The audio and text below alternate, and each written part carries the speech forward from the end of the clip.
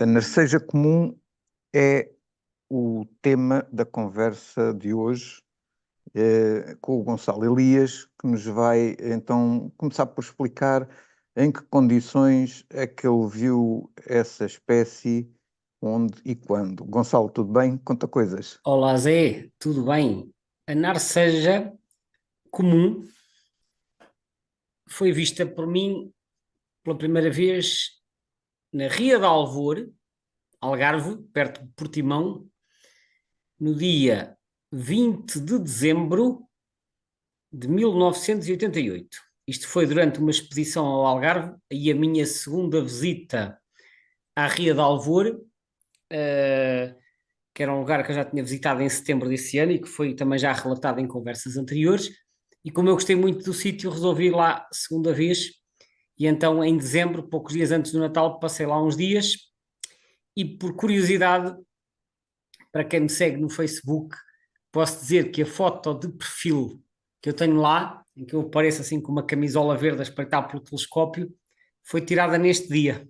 Portanto, 20 de dezembro de 1988. O dia em que eu estava na Ria de Alvor a ver Narceja. Isto se eu, entretanto, não mudar a foto, mas por enquanto aquela que lá está Mas é estás essa. igualzinho, não é? Epá, se calhar um bocadinho mais de cabelos brancos, mas pronto, tirando isso, tirando isso. Sim, mas gosto dessa foto porque foi tirada assim no campo, como se costuma dizer, mesmo a fazer observação e num sítio que eu gosto muito, que é a Rede Alvor, que foi um sítio que teve um papel muitíssimo relevante nos meus primeiros anos de observação, porque foi um sítio onde eu aprendi imenso, quer pela experiência das pessoas que lá trabalhavam, quer pelo facto de ter lá uma enorme biblioteca com livros acerca de aves e de outras temáticas de natureza, e portanto eu sempre que lá ia fazia boas observações e boas leituras. Portanto, foi então em dezembro de 88 que eu observei a narceja lá nos sapais da Ria de Alvor.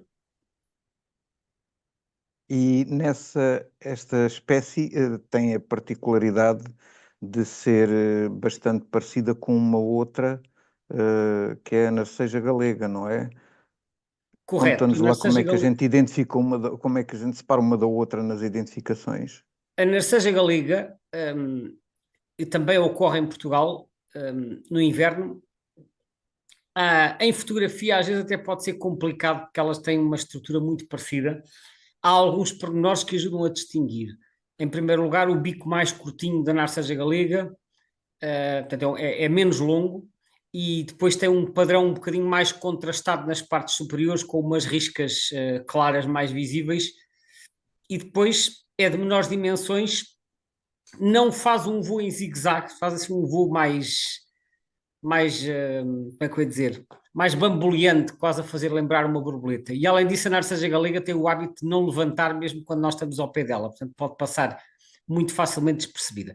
Mas depois, quando chegarmos a essa espécie, falaremos mais em detalhe acerca deste seu comportamento. Relativamente à narceja comum, é uma espécie que normalmente levanta quando nós estamos a, sei lá, 10 ou 20 ou 30 metros, e quando levanta faz um grito rouco e faz um voo em zigue-zague, que diz-se que é para confundir os predadores. Portanto, começa assim a voar em zigue-zague para ser mais difícil de capturar. Elas frequentam zonas encharcadas, com baixa profundidade, como por exemplo restolhos de arroz inundados, margens de ribeiras ou de açudes, e, e mantêm-se muitas vezes agachadas, o que faz com que passem facilmente despercebido. O nome espanhol para esta espécie é agachadiza comum, portanto, é como se fosse agachadeira, não é? É uma espécie que passa ali o tempo agachada, porque isso tem a ver também com o facto de ela ter umas patas não muito longas e de estar quase sempre nessa posição, então, agachada. E julgo que também que a estratégia de defesa baseada, portanto, no mimetismo, também é um dos aspectos, não é, que faz com que ela, quando se sente ameaçada, também põe-se nessa pose para passar Exato, ou seja, despercebida, não ela é? tem tons acastanhados que fazem com que se confunda facilmente com os meios que frequenta. E Por consegue isso, ficar quietinha durante um tempo. fica muito quieta, mas quando sente que o risco é demasiado grande, então levanta e faz o tal voo de fuga em zigue-zague, como eu referi. Uhum. Eh, Agora diz-me uma coisa também, esta ave é supostamente uma invernante, não é? Pelo menos a maior parte dos números das espécies de indivíduos que nós vemos por cá serão indivíduos em migradores, não é? Mas também me constou aqui que aparece como nidificante rara. É verdade. Esta espécie é, podemos dizer, principalmente invernante, invernante e migradora de passagem, como acontece com a maioria das limícolas, mas, e este é um aspecto curioso que muita gente desconhece, em Portugal existe uma população nidificante que hoje em dia possivelmente é muito reduzida, extremamente reduzida e poderá estar próxima de desaparecer, mas no passado não era assim tão rara.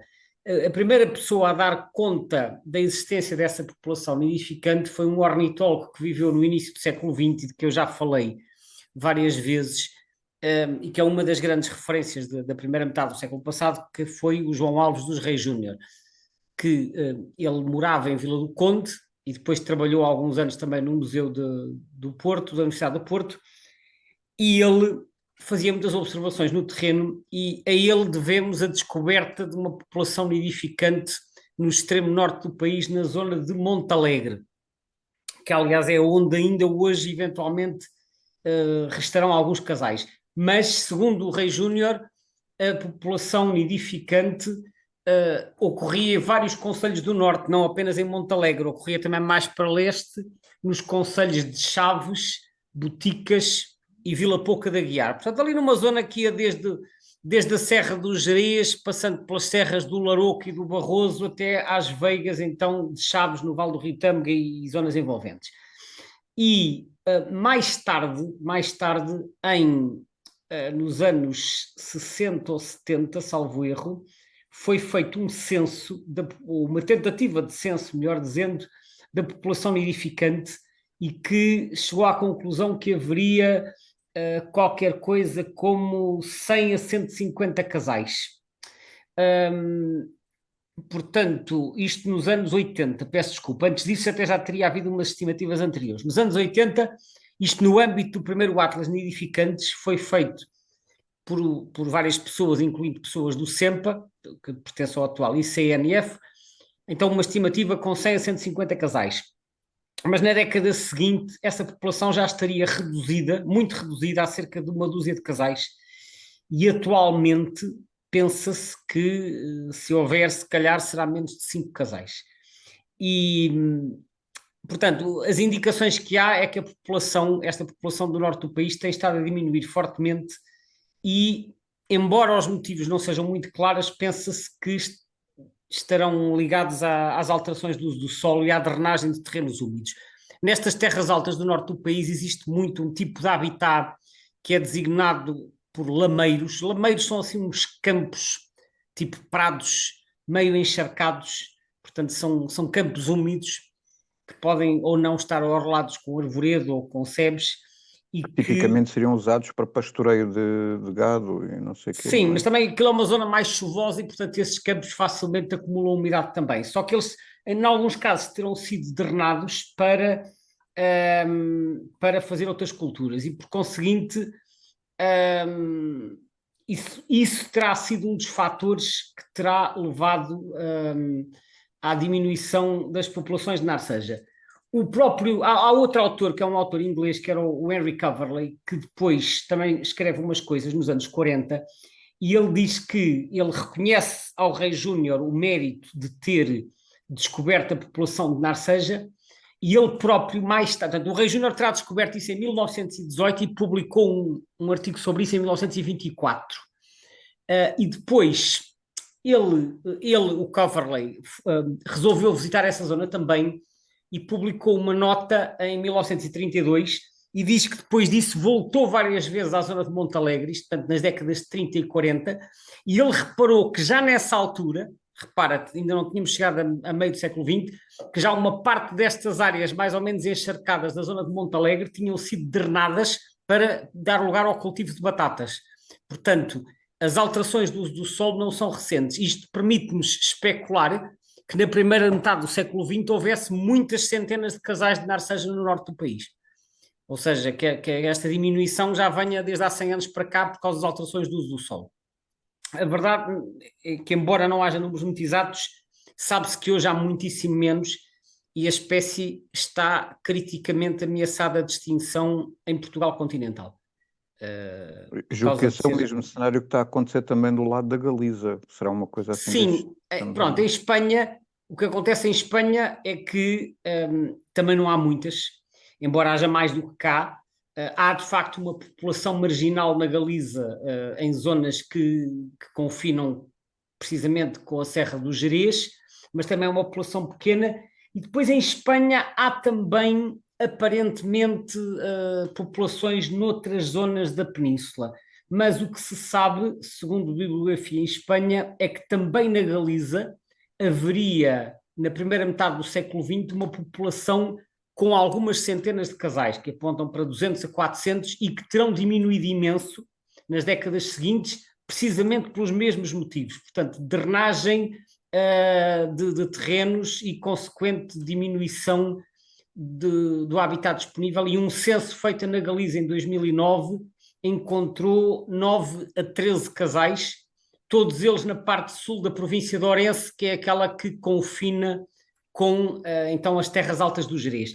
E de resto há também uma pequena população no chamado Sistema Central, que é aquela cordilheira que atravessa o centro da península, sobretudo na zona de Ávila e províncias adjacentes. Portanto, pensa-se que ainda haverá aí, o tal censo de 2009 encontrou em Ávila 25 casais. Mas, de qualquer forma, estamos a falar de populações muito reduzidas e muito fragmentadas em Espanha. Portanto, em Espanha, de facto, tal como cá, há algumas narcejas ainda a nidificar, mas serão muito poucas e além disso, a tendência populacional a nível europeu é de diminuição. Portanto, eu não antevejo grande futuro para estas populações, dado que quando uma espécie está em regressão generalizada, as populações periféricas acabam por desaparecer em muitas situações. Exato, e nós estamos nessa De qualquer situação. forma, parece-me também importante assinalar que a narceja comum tem uma população nidificante mais relevante nos Açores. Pois essa também é curiosa realmente, não é?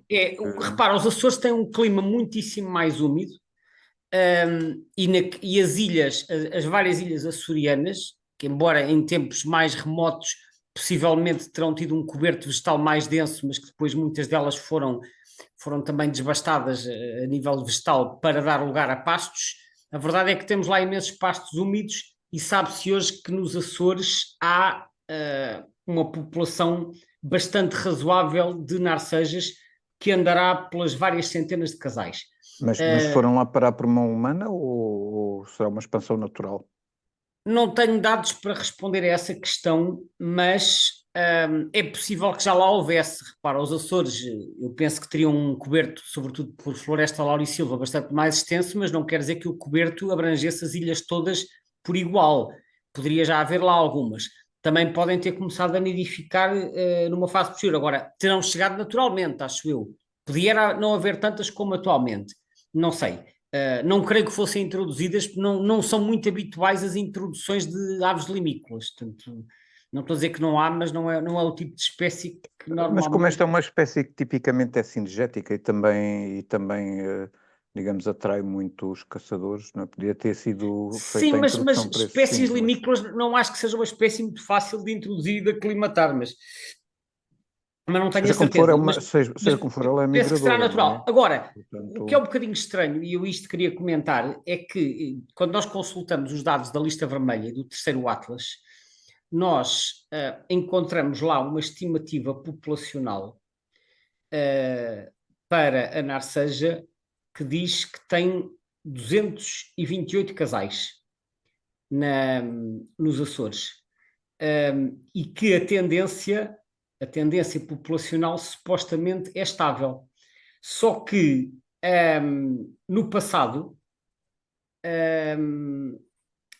aparentemente, de um censo que teria sido feito na altura do segundo Atlas, em 2005, a estimativa era de 378 a 418 casais.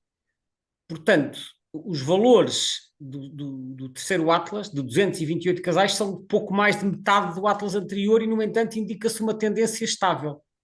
E isto é algo que eu não. Pá, pronto, eu já referi outros casos anteriores em que os números apresentados no Atlas não são muito bem explicados.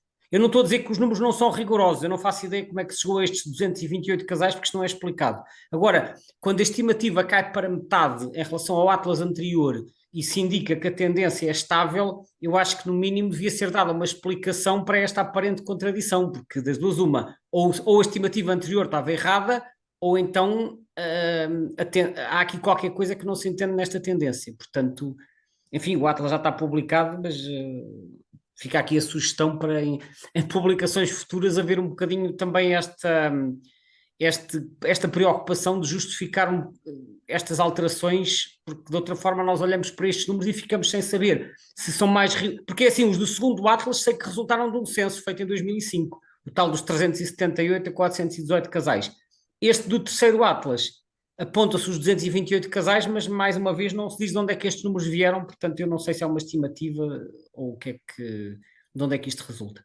De qualquer forma, posso referir que, de acordo com os dados do segundo Atlas, o tal que tinha os quase 400 casais, a maioria da população está no grupo central, principalmente na ilha de São Jorge, que tinha 180 casais, portanto cerca de metade da população, e depois no pico com uns 90 casais, na terceira com 35 e no grupo ocidental, que é Flores e Corvo, com 70 a 80 casais. Portanto, são estas as ilhas que tinham a maioria que tinham, e supostamente ainda terão, a maioria da população de Narcejas açoriana. E quanto à população invernante, a coisa muda de figura, não é? Bom, a população invernante é abundante, é numerosa, só que não há números, porque ao contrário do que acontece com a maioria das limícolas e de outras aves aquáticas que são contadas nos seus locais de refúgio, normalmente, sejam lagoas ou sejam salinas, por exemplo, quando há aquelas concentrações invernais, as narcejas são extremamente difíceis de censar. Primeiro, por causa deste mimetismo que nós já falámos há pouco, delas não se mostrarem e não ser uma ave que esteja assim à vista. Nós só as conseguimos contar praticamente quando elas levantam.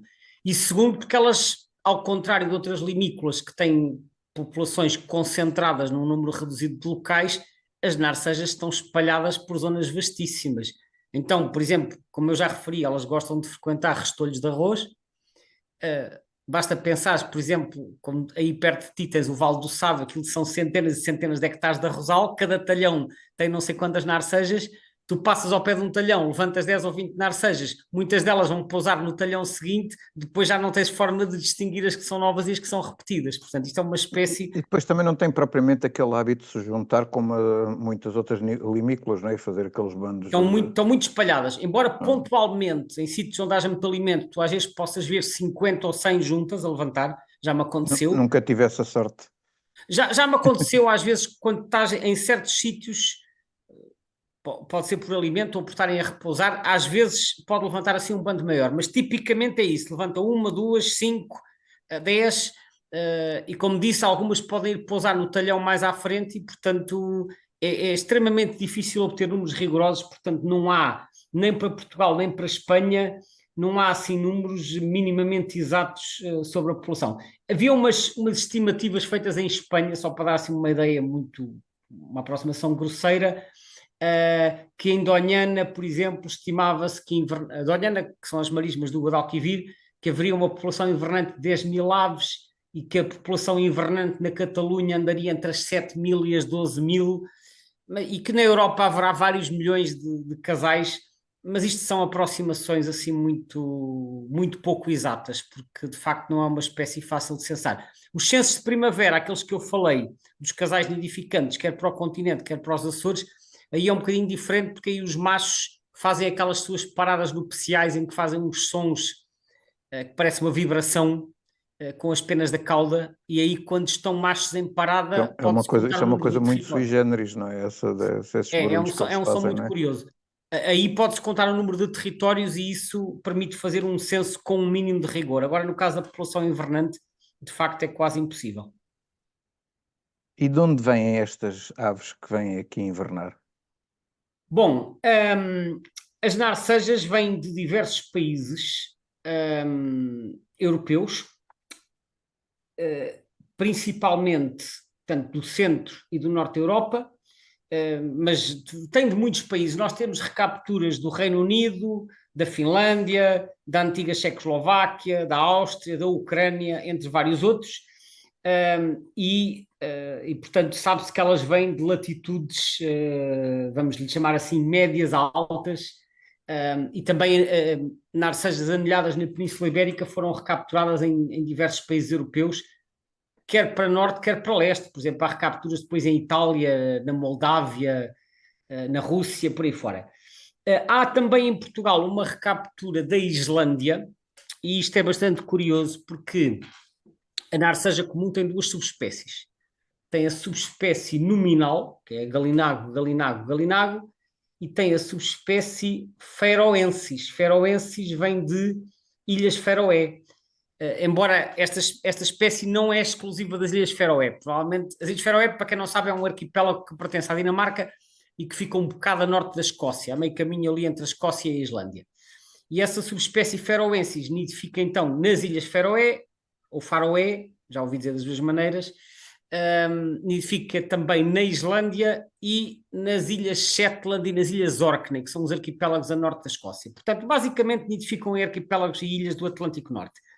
O facto de ter havido uma recaptura em Portugal da Islândia, de certa maneira, prova que a subespécie feroensis também pode ocorrer por cá, embora provavelmente seja minoritária. E gostava de referir que no passado era considerada uma terceira subespécie, que era a delicata. A delicata é a população norte-americana, que entretanto foi separada, ou seja, foi promovida ao nível de espécie, que é a narceja de Wilson, que é o Wilson Snipe em inglês. Essa distribui-se de facto pelo continente americano e aparece de vez em quando nos Açores, mas embora elas migrem sobretudo do Canadá para a América Central e para o norte da América do Sul, mas aparecem com regularidade nos Açores, e há um registro de uma ave batida a tiro em Portugal continental, salvo erro ali na Lesíria de Vila Franca de Xira.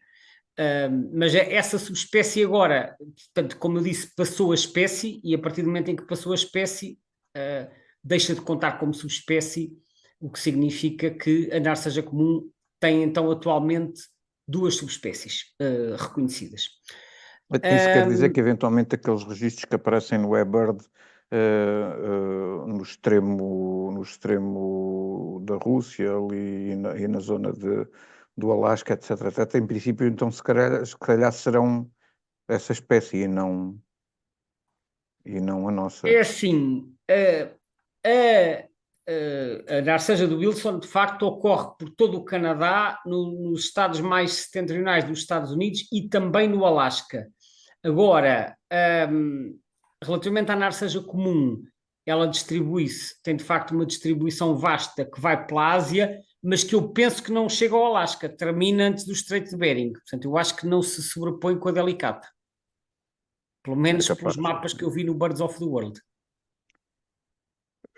Gonçalo, vou deixar aqui umas quantas perguntas em carteira para a próxima oportunidade, que é sim, para deixamos, não mas eu não queria terminar sem referir aqui uma curiosidade que eu encontrei e que eu acho que também tem uma certa graça. É que eu, por acaso, resolvi ir consultar o dicionário da Primeira só para ver a origem do termo narceja, e de facto diz lá que a origem etimológica é obscura, como acontece, porque eu pus-me a pensar, narceja, o que é que isto quer dizer, de onde é que isto vem?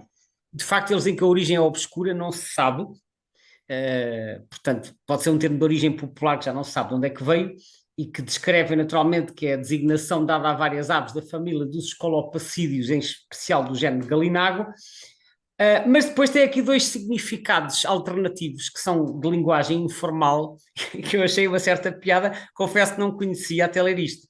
O primeiro é que narceja, tanto informalmente, pode significar o estado de uma pessoa embriagada, é sinónimo de bebedeira, besana ou embriaguez. Portanto, ou seja, quando vires de um tipo completamente já também. com o grão na asa, dizer, pá, tu estás com uma narceja, não é? E o segundo, que também é um bocadinho engraçado, é que, e também informal, pode significar pancada dada na face com a mão aberta e é sinónimo de bufetada. Ou seja, imagina um pai dizer a um filho: pá, tu porta-te bem, se não levas uma narceja, não é?